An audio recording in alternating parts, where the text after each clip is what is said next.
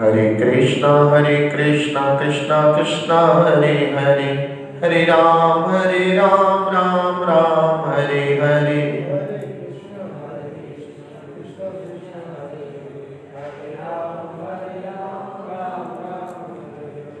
निताई गौरंगा गौर हरि बोलो,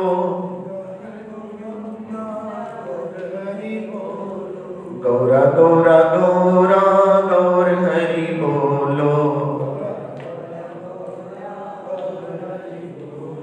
सीताराम सीताराम सीताराम कहिए, जाहि विधि रखे राम ताहि विधि रहिए।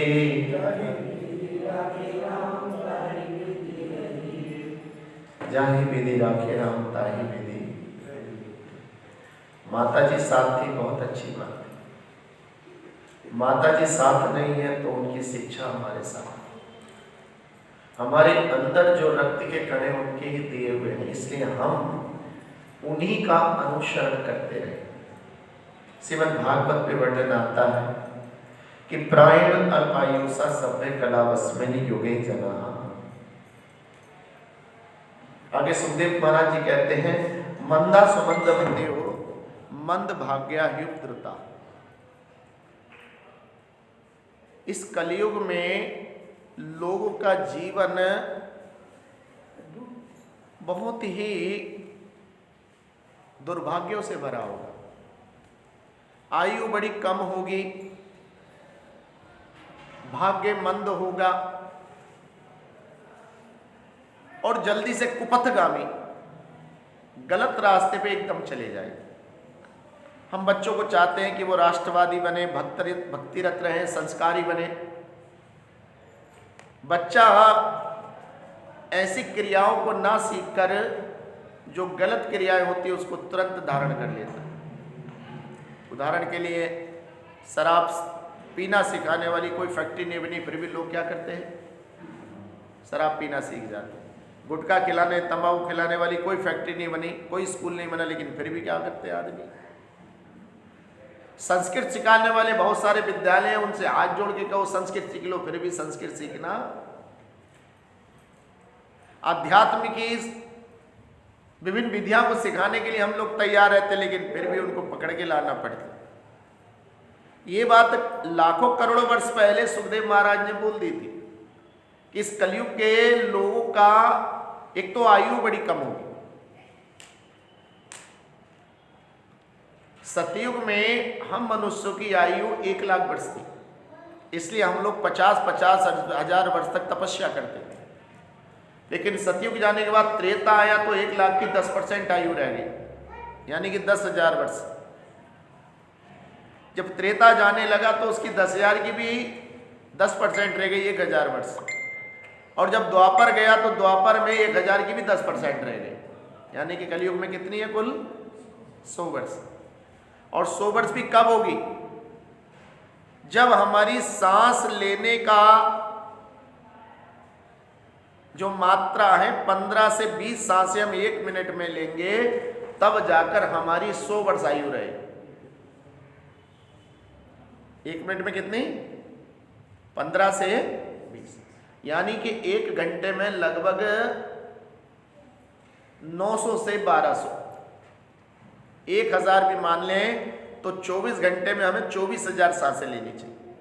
ये 24,000 सांसें हम कब लेते हैं, जब हम किसी आध्यात्मिक क्रिया से जुड़े हुए हो। जितना हम भगवान का कथा कीर्तन करते तब हमारी श्वसन नॉर्मल चलती है।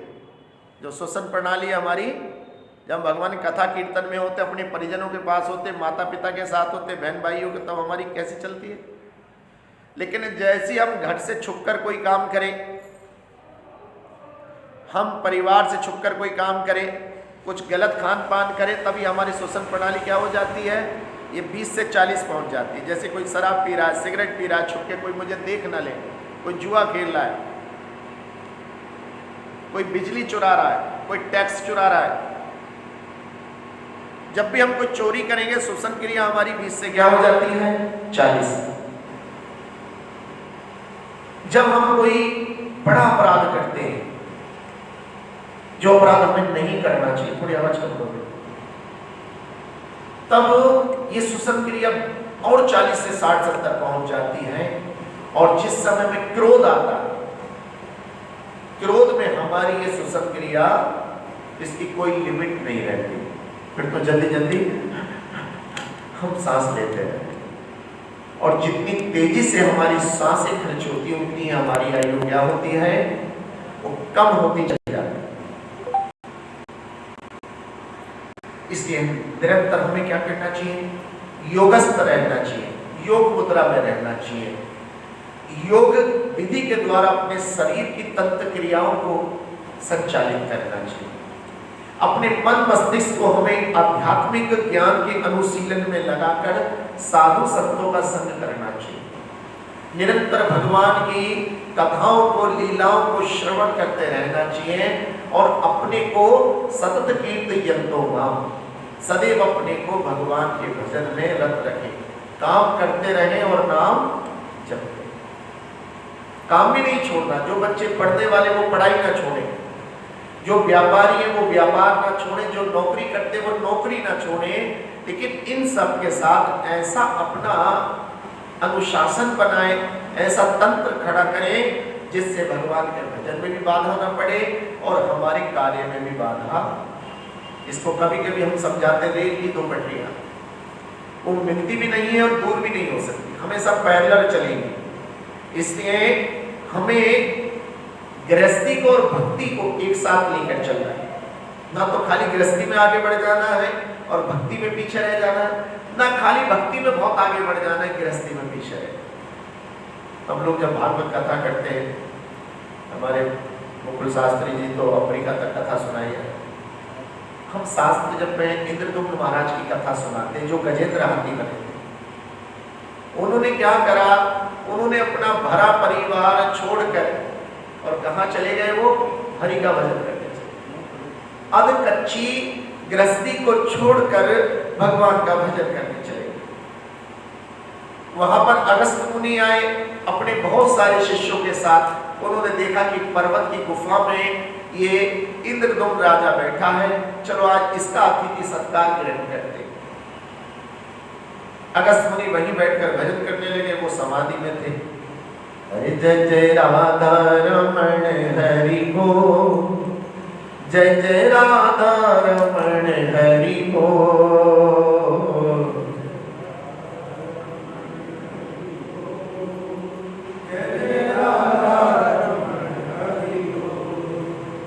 जय जय राधा राधा, जय जय राधा राधा,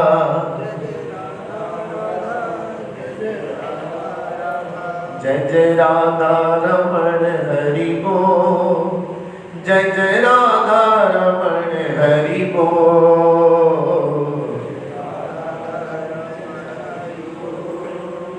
जय जय राधा रमण हरि बोल।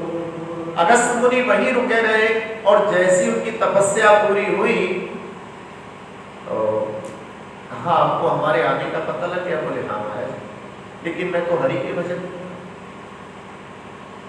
सतम व्याय भोक्तव्यम सहस्रम स्नान आचरेत, लक्षा व्याय दातव्यम कोटि त्यक्त्वा हरि।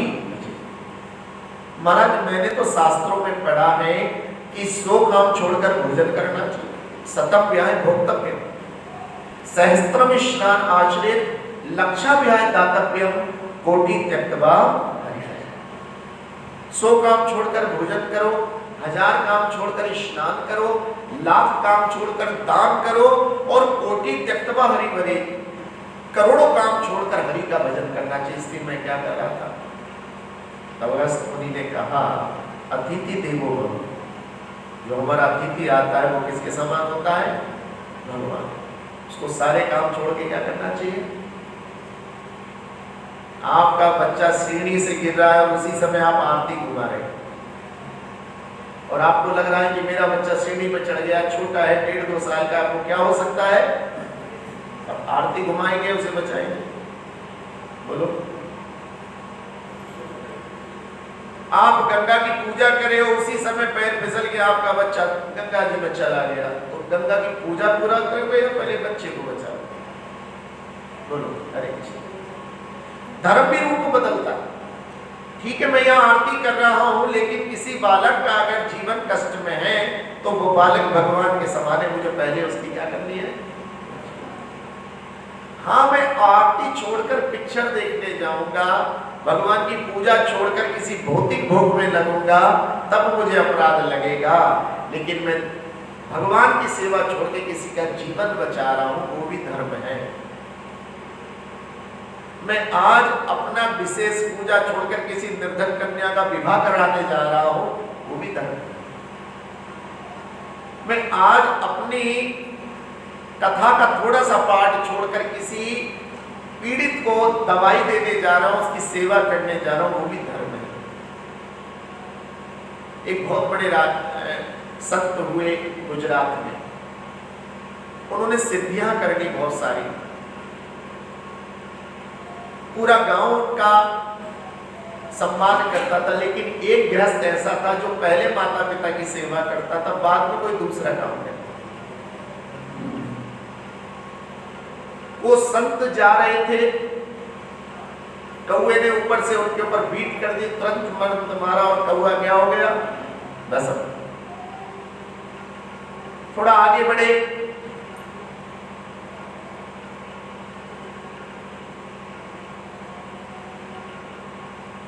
तो एक विशाल वृक्ष उनके मार्ग में गिर गया आंधी से। उन्होंने अपना तपोबल लगाया उसे। उस गांव की जनता उनको साक्षात भगवान मानने लगी। एक दिन उन संत को काम पड़ गया उस गृहस्थ से, जाके उसके दरवाजे पहुंचे, उसे आवाज लगाई कि भैया बाहर आ। बोले अभी नहीं आ सकता, मैं अपने माता पिता की क्या कर रहा हूं? अरे तुम मुझे जानते नहीं हो। बोले महाराज मैं अच्छी तरीके से पहचान, तुम नहीं आओगे तो मैं तुम्हें भस्म कर दूंगा। और वो कहां लगा रहा? उन्होंने बड़े बहारों के मंत्र मारे, लेकिन उसमें कोई फर्क। फिर अंत में सेवा करके वो बाहर आया तो वो कुपित हो गए, उन्हें मेरी आज्ञा नहीं मानी। बोले महाराज मेरे माता पिता ही मेरे भगवान हैं, और मेरे गुरु ने ये कहा है कि जब तक तू माता पिता की सेवा करता रहेगा, तेरे ऊपर किसी का। महाराज मैं वो कौवा नहीं हूं जिसको आपने अपने मंत्र से क्या कर दिया था? नर सेवा नारायण सेवा। अगर हम धर्म की सेवा करें, माता पिता की सेवा करें हैं, तो भगवान को भी तो हम वही प्रार्थना करते हैं।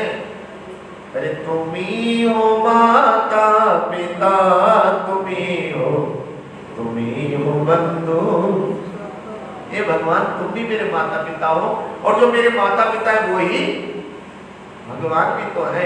भगवान का काम भी जन्म देना होता है, और माता पिता ने भी मुझे क्या दिया है? बोलो ब्रह्मा जी का काम क्या है? जन्म देना। जिस समय हमारे माता पिता जन्म देते हम ब्रह्मा बन जाते। जिस समय हमारे माता पिता हमें पालते पोसते हैं, उस समय हम विष्णु बन जाते हैं। जिस समय हमारे माता पिता को शासन में रखते हैं, उस समय हम शंभु बन जाते हैं, महेश बन जाते हैं। इसलिए हमारे माता पिता के अंदर ब्रह्मा, विष्णु और महेश, ब्रह्मा विष्णु।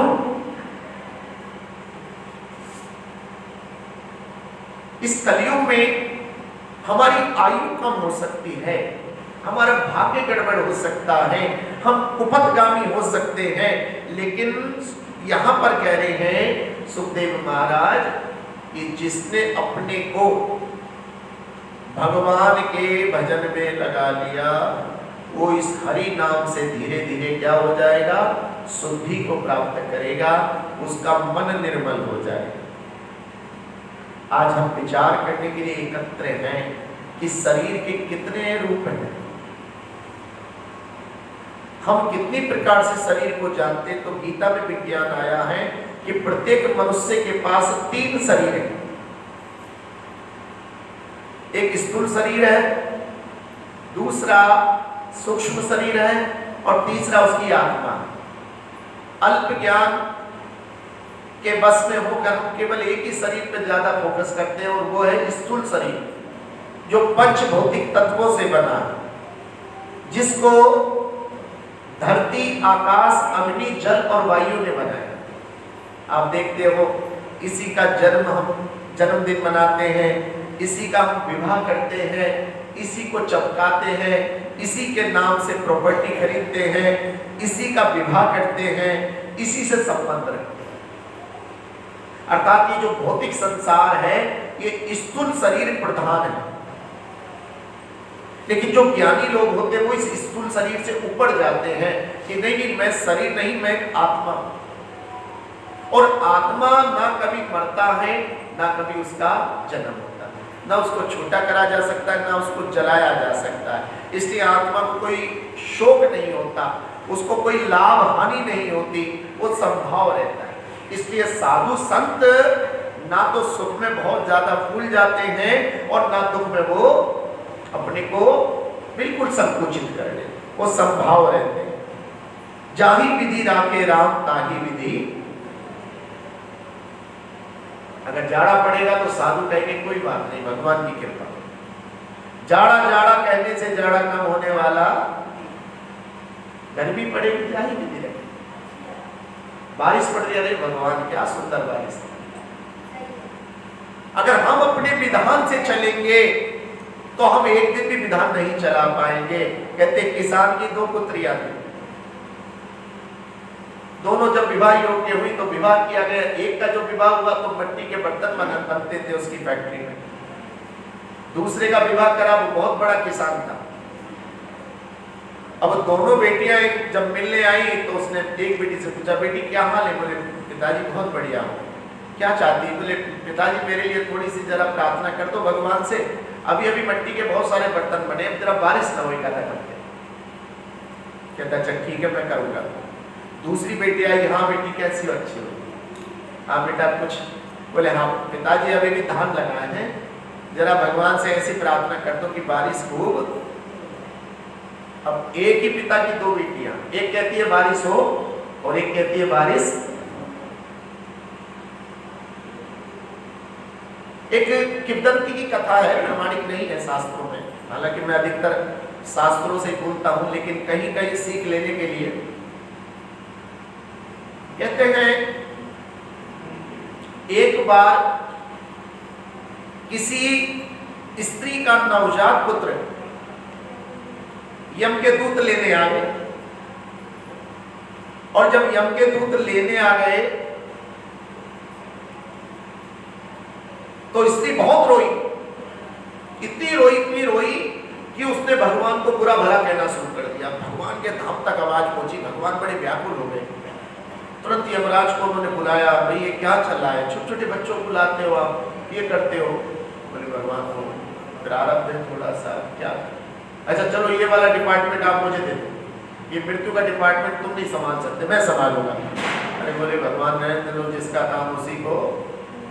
बोले नहीं मुझे दे दो ये।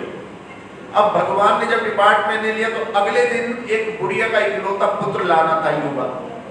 अब जैसे भगवान ने भेजा वैसे वो बुढ़िया बड़ी परेशान होगी, ये क्या हो रहा है, मेरा सहारा कौन होगा?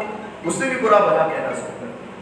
15 दिन के अंदर भगवान कहने लगे, अरे भाई यमराज इस काम में तो बहुत ही सुनना पड़ता है, भैया एक काम कर, तो अपना विभाग अपने पास रख। बोले महाराज जैसा लिया वैसा दे, आपके काल में जितने लोग मरे हैं वो मुझे वापस दे दो। बोले तुम क्या करोगे? बोले देखते रहो।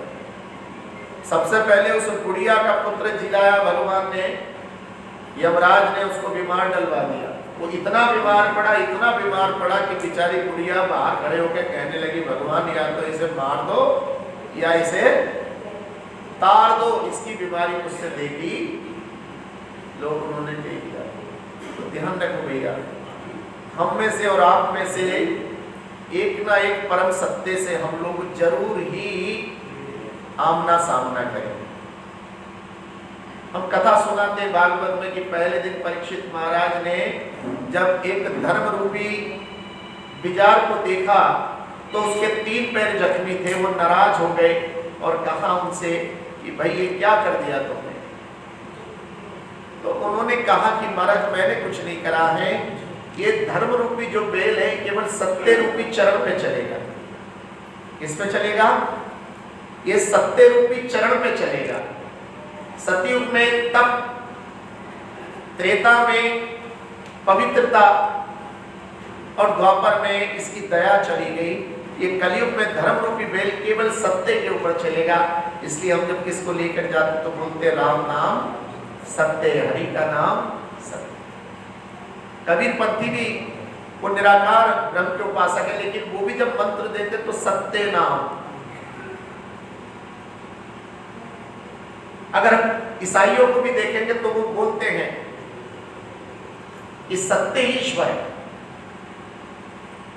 अगर हम सिख धर्म में भी जाते हैं तो नानक दुखिया सब संसारा सुखी सोई जो नाम आधार, अर्थात जिसने नाम भगवान के पवित्र नाम का आश्रय ले लिया है वही सत्य का पुजारी है, वही इस कलयुग में सुख से रह सकते। इसलिए इस कलयुग में नाम संकीर्तन की महत्ता है, सुमिरन की महत्ता है। जितने पवित्र नाम हमारी जीभ पे आएंगे उतनी जीभ हमारी पवित्र होती चली जाएगी। हमें इस स्थूल शरीर के साथ साथ सूक्ष्म शरीर को भी देखना है, जो मन बुद्धि अहंकार से बनता है। कभी कभी साधु लोग कहते हैं कि जो शरीर की परछाई धराधाम पर पड़ती है, आप देखोगे कि आपका हाथ हिलेगा तो परछाई भी हिलेगी, लेकिन परछाई को खोदोगे तो उसमें कुछ मिलने वाला नहीं है। ऐसे जो सूक्ष्म शरीर है वो मन बुद्धि अहंकार से बनता है। मन भी दिखाई नहीं देता, बुद्धि भी दिखाई नहीं देती और अहंकार तो आज तक किसी को दिखाई नहीं देता। दो चीजों का स्वाद लोग नहीं बता पाए, एक तो साइनाइड और दूसरा अहंकार। साइनाइड जीभ पे लगते ही आदमी इस लायक नहीं रहता कि खट्टा था या मीठा नमकीन था या, और अहंकार तो पता ही नहीं लगता। सब कुछ पता लग जाता है, बुखार भी पता लग जाता है थर्मामीटर से, ब्लड प्रेशर भी पता लग जाता है, लेकिन अहंकार नापने का कोई मीटर आज तक बना नहीं है। फिर भी संतों ने बड़ी सुंदर उपमा दी है, एक व्याख्या करी है कि जब सामने वाले के गुण दिखाई देने लगे और अपने दोष दिखाई देने लगे तब समझ लेना कि आप पे अंदर अहंकार नहीं है। और जब मैं अच्छा हूं सामने वाले में ये बुराई है, जब तक ये भावना रहेगी तब तक समझ लेना कि हमारे अंदर अहंकार रूपी पौधे का अंकुरण हो चुका है। तीसरा आत्मा, पहला स्थूल शरीर, दूसरा सूक्ष्म शरीर और तीसरा है हमारी आत्मा जो भगवान का अंश होने के कारण चिन्मय तत्वों से बनी है और ये पुनः भगवान के धाम ही जाती है।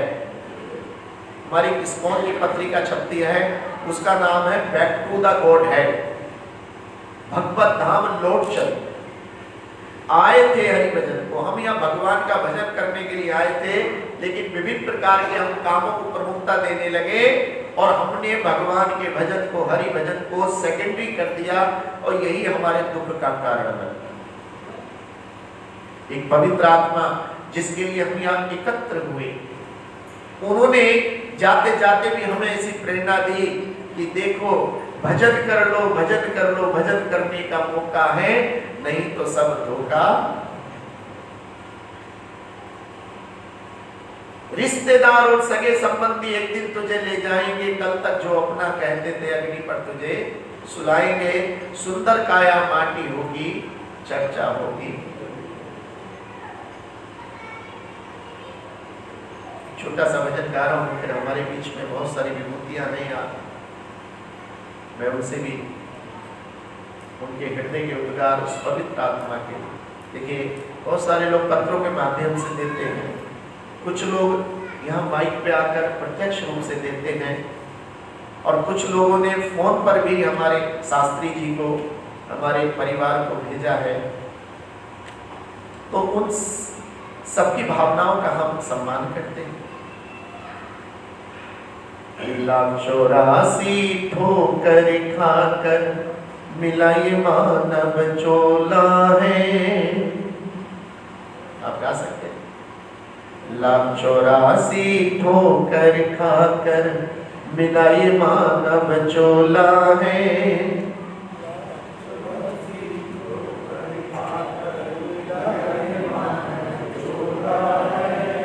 इस चोले को पाकर भी यदि अंतरपट न खोला है,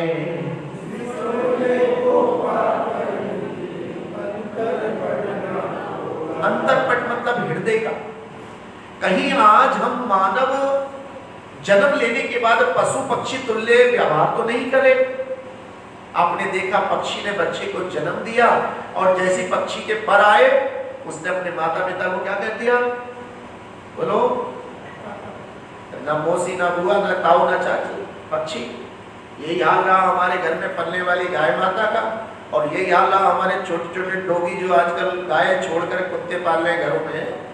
विनाश काले विपरीत, गाय की तो हर चीज काम की, पता नहीं कुत्ते की क्या चीज काम। उनके छोटे छोटे बच्चे होते और सबको बांटते प्रसाद के रूप में, लो जी, कौन कौन से नाम है, जर्मन शेफर्ड और पवेलियन और क्या।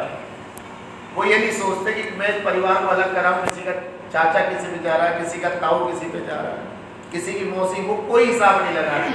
और वही हाल अगर हम आज अपने बच्चों का देखें, हमारे बच्चों को मालूम ही नहीं मौसी कहाँ है, मामा कहाँ है, नाना कहाँ है। और हमारे बच्चे भी जरा सा बड़े होकर अपने माता पिता से बिल्कुल संबंध क्या कर रहे हैं, अलग कर रहे हैं।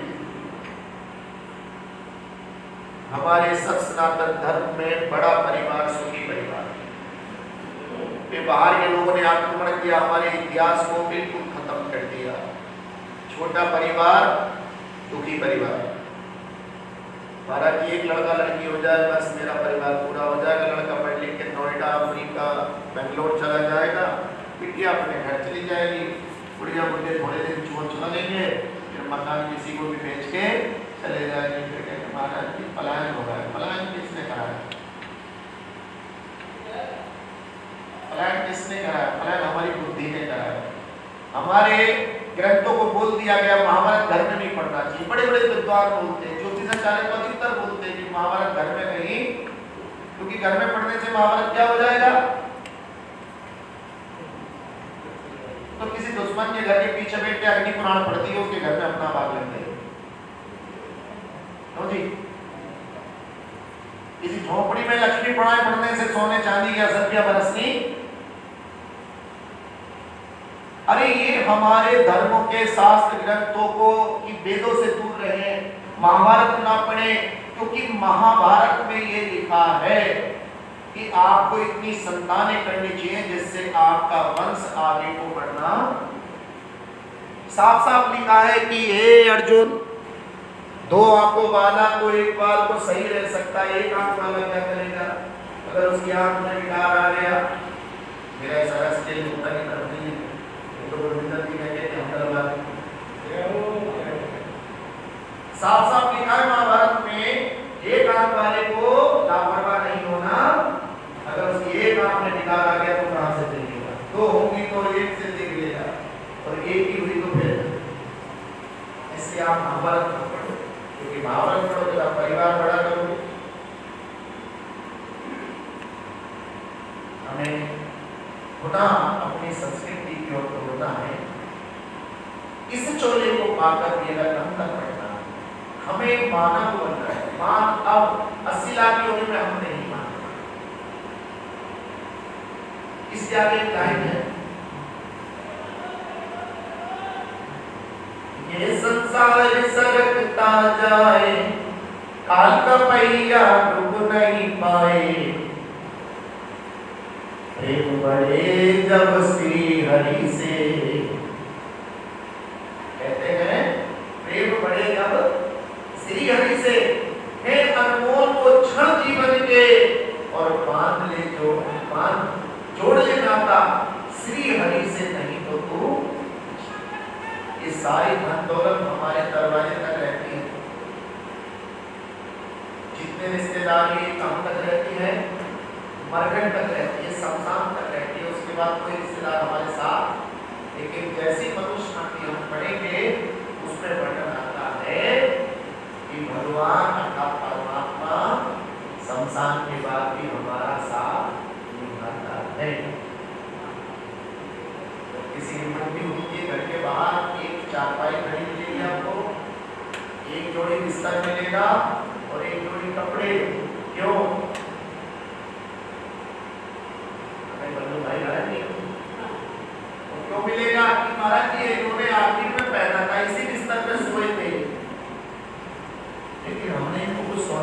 पहने हुए देखा था हमने, कुछ इनको क्या देखा था, वो नहीं रखा घर के बाहर।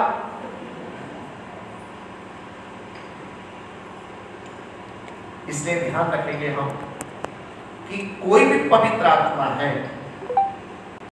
अभी मौन भी धारण करेंगे तो उसका भी यही हाल है कि हम अपने को शरीर से भुला दें और आत्मा रूप पर हम स्मरण करें। आज हम सब भूल जाए किस धर्म के हैं, कौन से वर्ण के हैं। जाति तो खैर हम लोगों को कमजोर करने के लिए बनाई गई है। हमारे हिंदू धर्म में जाति नहीं है। अगर गीता का कोई ज्ञानी है, भागवत का कोई ज्ञानी है, तो उसमें केवल वर्ण व्यवस्था है, और वर्ण व्यवस्था में किसके आधार पर है, कर्मों के आधार पर। लेकिन हमारे यहाँ जानकर हमारे सत सनातन धर्म को छीन करने के लिए इसमें वर्ण भेद करा गया है। और SC ST तो समय खूब चल रहा है। दलित, जिस समय हिरण्यकशिपु का वध किया भगवान ने, उस समय प्रार्थना में पहली बार दलित शब्द हिरण्यकशिपु के लिए आया था। अरे तब कर कमल भरे नखम अद्भुत श्रृंगा, दलिता हिरण्यकशिपु तनु भृंगा। दलित हिरण्यकशिपु को भगवान ने फाड़ दिया। दलित का मतलब जो अपने पद से नीचे गिरकर कार्य करे, जिससे आप उसके व्यवहार की आशा न रखते हो।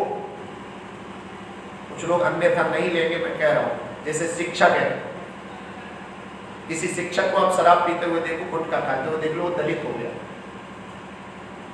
कोई डॉक्टर शराब पी रहा है, सिगरेट पी रहा है, तो वो स्वास्थ्य का क्या था, परामर्शदाता।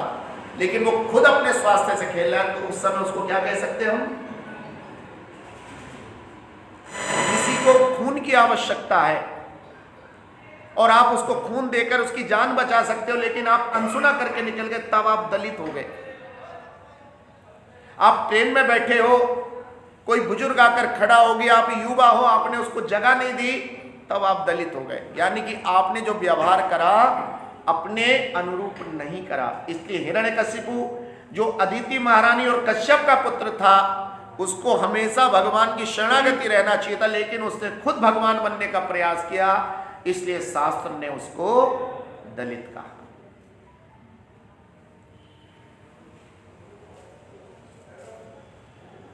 मैं प्रार्थना करूंगा हमारे बीच में हमारे डॉक्टर विशेष गुप्ता जी वो अपना उद्बोधन प्रस्तुत करें। तत्पश्चात हमारे गुलजार जी, ज्ञानेंद्र गांधी जी और अन्य लोग जो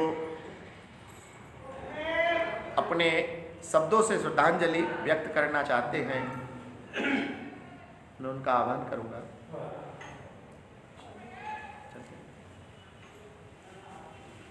अभी तो बिना माइक कोई नहीं, बिना माइक से बहुत दिन पढ़ाया भी हम। जी जी जी जी नहीं धन्यवाद। सभी को नमस्कार, प्रणाम। आज की इस माता जी की श्रद्धांजलि सभा में आदरणीय मुकुल शास्त्री जी और उनका सभी सम्मानित शोकाकुल परिवार के सदस्य, यहाँ उपस्थित अति सम्मानित महानुभाव एवं मातृशक्ति, मुझे लगता है कि आचार्य धीरशान दास ने जो आपके सामने मृत्यु का महत्तम और दर्शन आपके सामने प्रस्तुत किया है, वो एक सच है। और उन्होंने कहा सच ही ईश्वर है, ईश्वर ही सच है। इसलिए जहाँ जन्म एक सच है, वहाँ मृत्यु भी एक सच है। जहाँ जन्म भी एक संस्कार है, मृत्यु भी एक संस्कार है। और जहाँ जन्म भी एक उत्सव है, मौत भी एक उत्सव है। मृत्यु के बाद के तमाम हिंदू मैथोलॉजी भी बताती है कि जन्म के बाद भी पुनर्जन्म होता है। 84 लाख योनियों की जिस चर्चा हम करते हैं, कहीं ना कहीं ऐसा कहा जाता है, देखा हमने भी नहीं है, इसी मानव संसार से हमारा संपर्क है, या पशु संसार से हमारा संपर्क है, या चींटियों के संसार से हमारा संपर्क है।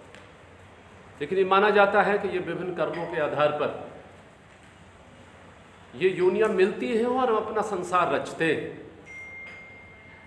इसलिए मौत को एक सच मानने की आवश्यकता है, लेकिन माँ की मृत्यु हुई है, माँ की मृत्यु एक महिला की मृत्यु नहीं है। माँ एक संस्कारों का, मूल्यों का बहुत बड़ा पुंज है, और ये भारतीय संस्कृति में ही संभव है कि जहाँ हम इतनी संख्या में बैठकर श्रद्धांजलि सभा में अपनी अभिव्यक्ति देते हैं, अपनी भावनाओं को अभिव्यक्त करते हैं और शोकाकुल परिवार को सांत्वना देने का प्रयास करते हैं। परिवार अकेला ही सफर करता है, लेकिन इतने लोग जब एक साथ अपनी भावनाओं के साथ में परिवार के साथ खड़ा होते हैं तो एक सुरक्षा का भाव खड़ा होता है, एक सुरक्षा का कवच बनता है। ये विदेशों में संभव नहीं है, ना इतना समय है हमारे पास, ना इतने साधन, बहुत अधिक हो सकते हैं, लेकिन इंडिविजुअलिटी बहुत, व्यक्तिगत जिंदगी बहुत, इसलिए वहाँ सामूहिकता का, आपके बच्चे तमाम बाहर रह रहे होंगे, पता होगा कि वहाँ जिंदगी एकल, और यही कारण है कि आदमी एकल जिंदगी में अपनी विभिन्न प्रकार के भौतिक साधनों से सुरक्षा ढूंढने की कोशिश करता है। लेकिन भारतवर्ष में आज भी सुरक्षा हमारे परिवारों में, हमारे मूल्यों में है, हमारे संस्कारों में, और परिवार जैसे जैसे विघटित हो रहे हैं, संयुक्त परिवारों से जैसे जैसे एकल परिवार होते चले जा रहे हैं, एकल परिवार के बाद भी अब एटोमिस्टिक फैमिली आ गई है, जिनको हम आणविक परिवार कहते हैं। वो आणविक परिवार वो है जहाँ हर परिवार के हर व्यक्ति की अपनी अलग एक अस्मिता है, अपनी एक पहचान है, और उस पहचान के लिए हम अनेक प्रकार के साधन जुटाने की कोशिश करते हैं, तो लोग आपस में कन्फ्लिक्टिंग सिचुएशन पैदा होती है। परिवारों में अलग कमरे हो गए, अलग मोबाइल हो गए, अलग गाड़ियाँ हो गई, अलग सब कुछ हो गया। ये अलगाव मुकुल शास्त्री जी के परिवारों में नहीं हो सकता, या इन जैसे व्यक्तित्व के परिवार में नहीं हो सकता, क्योंकि यहाँ माने आध्यात्मिक और धार्मिक संस्कार होती है। नौकरी करके कोई और भी जॉब कर सकते थे, मुकुल जी के लिए कोई प्रॉब्लम तो थी नहीं, लेकिन एक रास्ता चुना होशो हवास में, वो भी धार्मिक और आध्यात्मिक, वाचन परंपरा संस्कृति के माध्यम से ज्ञान की परंपरा को विकसित करना। तो मुझे लगता है कि माता जी निश्चित तौर पर संस्कारवान नहीं होंगी, मूल्यों से परिपूर्ण नहीं होंगी, जो परिवार को बांधने का उन्होंने काम किया। मुकुल शास्त्री जी जैसे व्यक्तित्व के रूप में हमारे सामने, उनको बहुत बार सुना है हमने। मैं तो आपके पड़ोस में 40 साल यहाँ डिग्री कॉलेज में रहा, और लंबे समय से, इसलिए मुझसे रोका नहीं गया कि मैं श्रद्धांजलि सभा में जरूर जाऊँगा। इसलिए मैं अपनी भावनाएं इस श्रद्धांजलि सभा में अभिव्यक्त करने आया हूँ। आप सभी से निवेदन है कि माताओं की रक्षा सुरक्षा कीजिए। जिंदगी में जो कुछ भी अभिव्यक्त होता है वो माता के व्यक्तित्व से निकली हुई अभिव्यक्ति। जिन परिवारों को माता का वात्सल्य और प्रेम मिला है, निश्चित तौर पर उनके व्यक्तित्व सशक्त हुए हैं, मजबूत हुए हैं। आज जो बच्चे हमारे बेलगाम दिखाई देते हैं, उनको निश्चित तौर पर माता पिता का कहीं ना कहीं संस्कार और मूल्यों का अभाव नजर आ रहा है, जो उनके व्यक्तित्व माता ने जब जब वात्सल्य पात्रत्व के माध्यम से सीने से लगाया, अपना दुग्धपान कराया, उससे बच्चों का जीवन सुरक्षित हुआ है। आप अध्ययन करके देख लीजिए, मैं समाजशास्त्र का विद्यार्थी रहा, तमाम शोध कराता रहा, ये बात निकल के आई। आज तमाम प्रकार की जो व्यवस्थाएं आप देख रहे हैं, बच्चों के बच्चियों के बीच में दोस्ताना ताल्लुकात और तमाम चीजें, उनकी चर्चा नहीं करना चाहता, लेकिन वो कहीं ना कहीं परिवार के प्रेम और वात्सल्य का बहुत बड़ा अभाव, और ये अभाव जिंदगी में जितना रहेगा उतने ही बच्चे पे लगाव होंगे। तो ये परिवार के सांस्कृतिक मजबूती का ये सीमेंटिंग फोर्स है परिवार की, और माता की खास तौर पर। तो इसलिए वृद्धाश्रम न खोले, माता पिता को वृद्धाश्रम में न भेजना हो, इसके लिए उन परिवार की टूटन से बचाना है।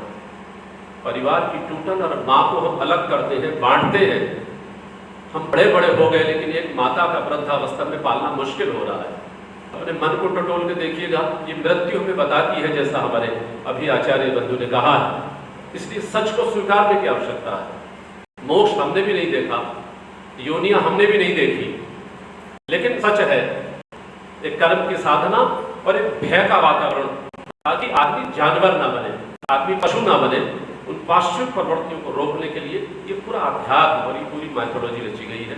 बहुत अधिक ना कह के गुजारिश करता हूँ, निवेदन करता हूँ, परिवारों में माता हैं उनके स्वास्थ्य का ध्यान रखें, उनके पोषण का ध्यान रखें।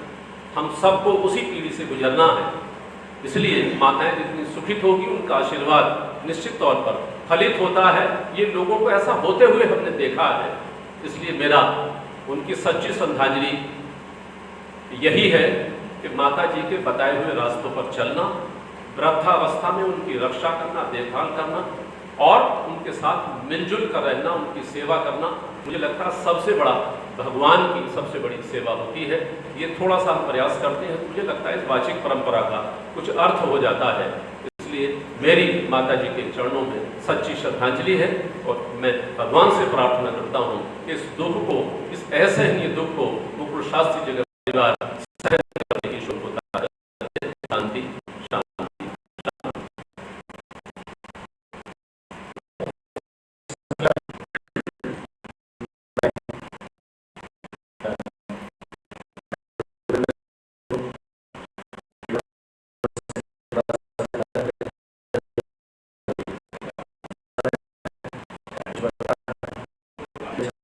आज थोड़े में ही बात करेंगे।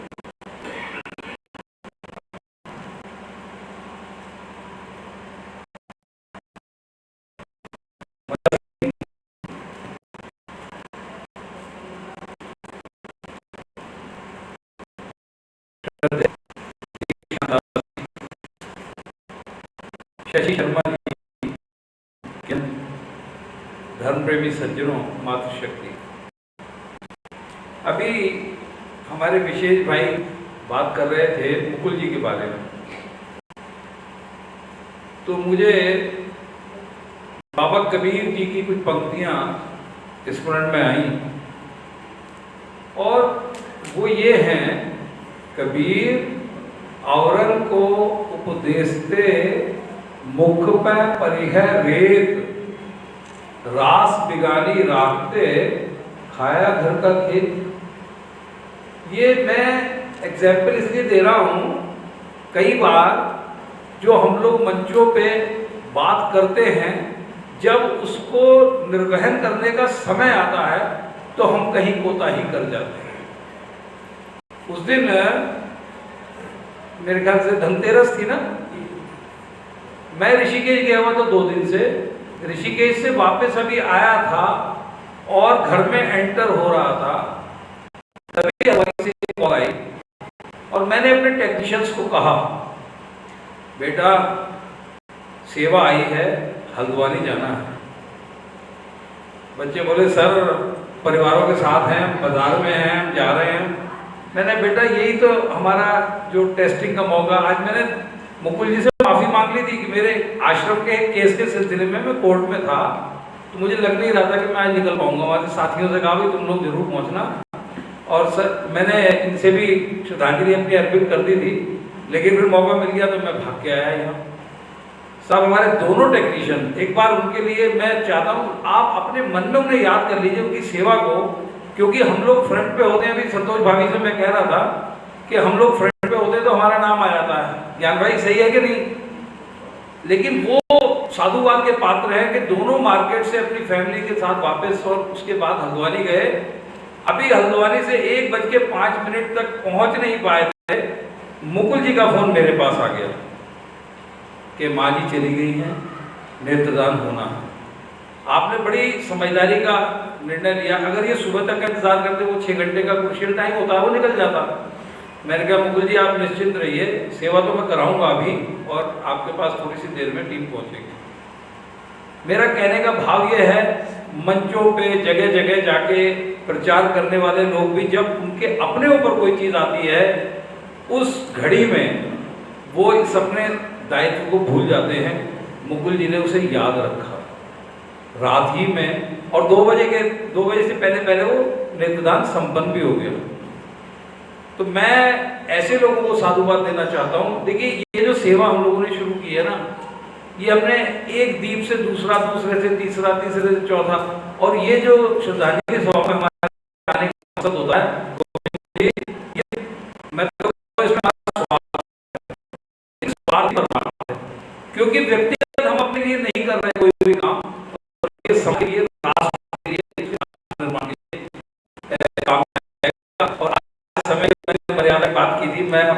तो समय सीमा में समाप्त करूंगा। और आज मैंने कहा कि क्योंकि एक माँ गई है और माँ हमारे पास भी है, वो है संतोषी माता।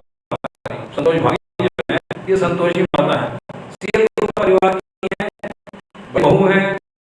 और इनके भाव और इनकी, मेरे ख्याल से जितने लोग बैठे हैं यहाँ पे जो धर्म जानते होंगे, तो अब जब इसका देने का नंबर आएगा तो भाभी जी यहाँ आएंगी, मैंने उनसे निवेदन कर दिया है। और अब जैसे मैं चाहता हूँ कि इस अवसर पर रवि जी आकर संदेश सुना दे, फिर ज्ञान भाई का हो जाएगा। कोई एक जना आ जाओ यार, बड़े मुझे धर्म संकट में डालते हो। चलो आज बड़े वाले आ जाए साहब, चलो आप आओ, ठीक है। फिर ज्ञान भाई उद्बोधन कर देंगे और भाभी जी भी जरूर आमंत्रित कर लेना। मुनास के जितने साथी आ जाएंगे। मैं बैठा था, मैं खड़ा हूँ। सबसे पहले साधुवादी देंगे मुकुल शास्त्री जी को।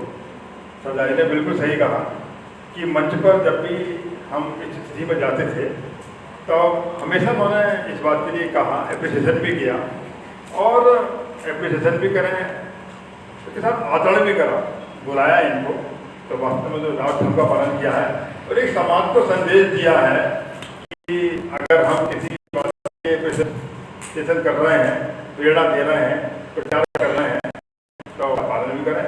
और एक संदेश समाज को इस बात का भी कि कैसे पार्टी शरीर से ये सेवा किया